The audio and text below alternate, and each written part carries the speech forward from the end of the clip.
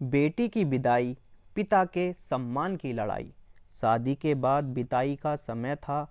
मोना अपनी माँ से मिलने के बाद अपने पिता से लिपटकर रो रही थी।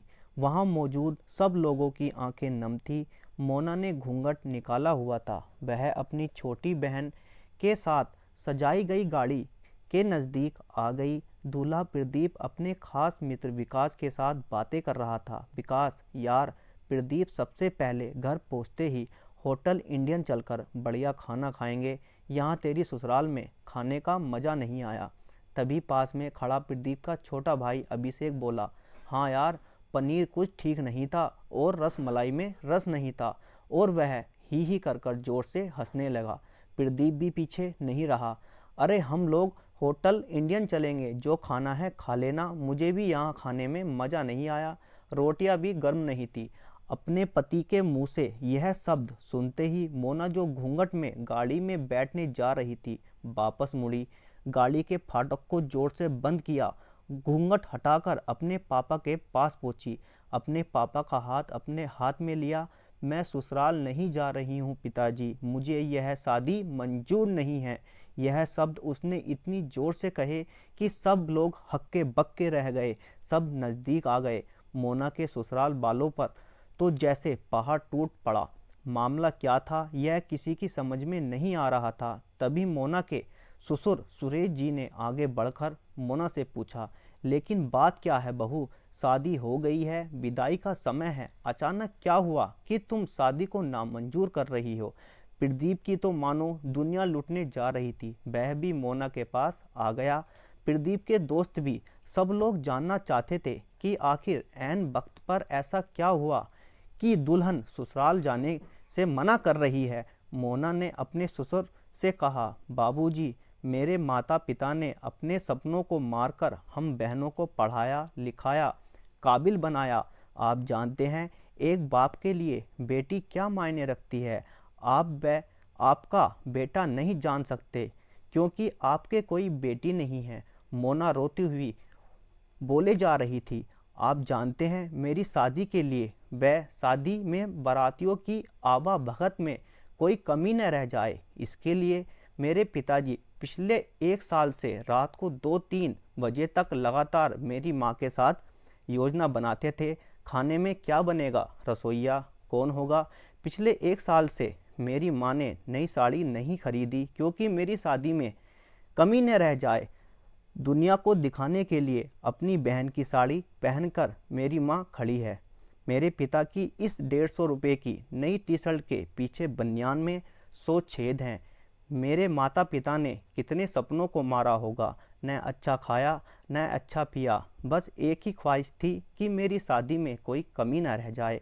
आपके पुत्र को रोटी ठंडी लगी, उनके दोस्त को पनीर में गड़बड़ी लगी, वह मेरे देवर को रस मलाई में रस नहीं मिला। इनका खिलखिलाकर हंसना मेरे पिता के अभिमान को ठेस पहुंचाने के समान है। मोना के पिता ने रोते हुए कहा, लेकिन बेटी, इतनी छोटी सी बात है। मोना ने उनकी बात को बीच में काटा, यह छोटी सी बात नहीं है पिताजी। आपने दिल खोलकर हैसियत से बढ़कर खर्च किया। कुछ कमी रही तो वह खाना बनाने वाले की तरफ से है। आप तो अपने दिल का टुकड़ा अपनी गुड़िया रानी को विदा कर रहे हैं। आप कितनी रात रोएंगे क्या मुझे पता नहीं है। माँ कभी मेरे बिना घर से बाहर नहीं निकलती।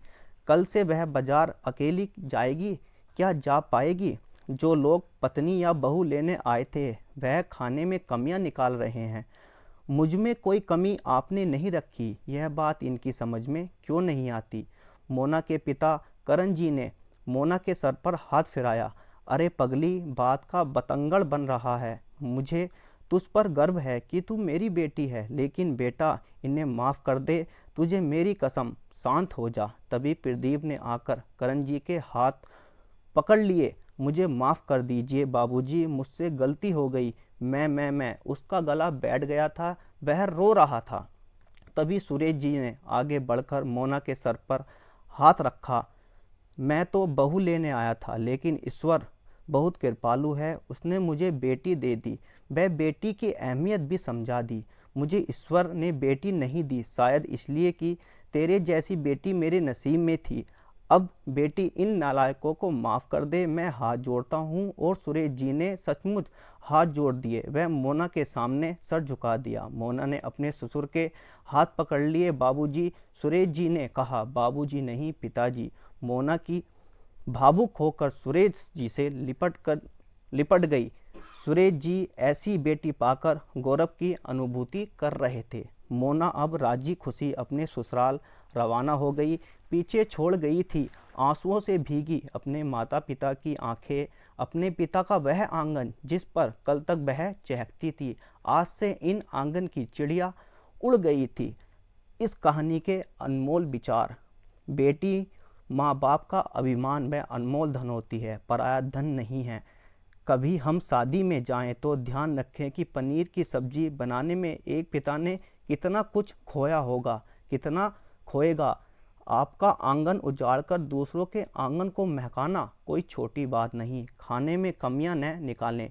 बेटी की शादी में बनने वाले पनीर, रोटी या रसमलाई पकने में उतना समय लगता है जितना लड़की की उम्र होती है। यह भोजन सिर्फ भोजन नहीं, पिता के अरमान व जीवन का सपना होता है।